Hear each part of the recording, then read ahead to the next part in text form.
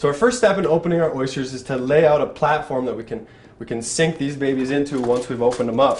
And what I'm going to do with this sheet pan is just pull out foil 2 to 3 times as long. Just going to scrunch it up.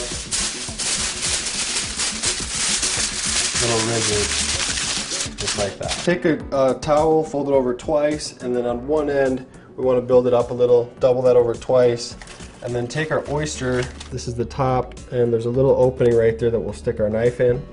All right, this is an oyster knife. You can get this at any restaurant supply store or online. I think maybe $5 to $10. This Dexter Russell one is my favorite. I've used a lot of different ones that have a little shield here, but the stiffness or rigidity of this blade is why I like this one.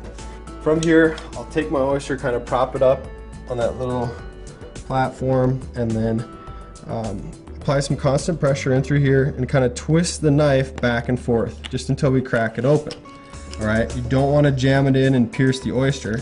And then once we're open here, the shell actually broke in half, so let's see what we can do with that. There, we got it, okay. And the goal is to leave the oyster looking pretty. We tore it up a little bit there, and we're now released from that top shell, and then the bottom shell is attached, or the bottom portion is attached right there. And what I like to do is just loosen it all the way around, and then flip it over. Something kind of like that. All right. And then the goal would be to leave all this we call this liquor, all the juice that comes in there, we want it to stay in. So we'll just take and press that right into our foil. I'm going to tackle a couple more of these guys, and then we'll show you how to make a mignonette.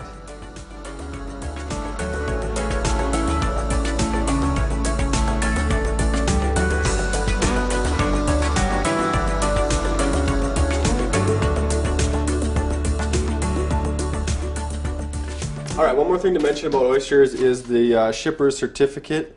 You can always request this when you purchase oysters, and what it tells us is when the oysters were harvested, what kind they are, where they were from, and if they're farm raised or not.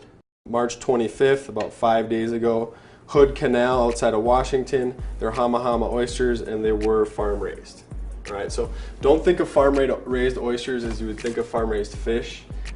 It's really a very clean process. They just use these baskets floating in the ocean, and it's just a way to produce more of them, but they're still eating everything that exists in nature. Shipper certificate, I always request this whenever I buy oysters. So we've got our oysters shucked. There's 24 oysters here.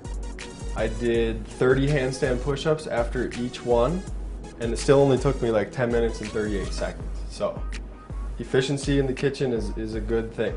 There's 2 different types here. We got a dozen of Imperial Eagles up front, and then a dozen of the Hama Hamas in the back. These are a little bit bigger, the Imperial Eagles.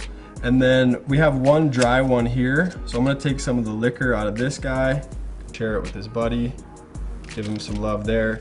And then I managed to, about 6 of them aren't butchered. So we're gonna take and make this mignonette, and then I'm gonna show you how to plate, or how I would plate half dozen oysters on the half shell.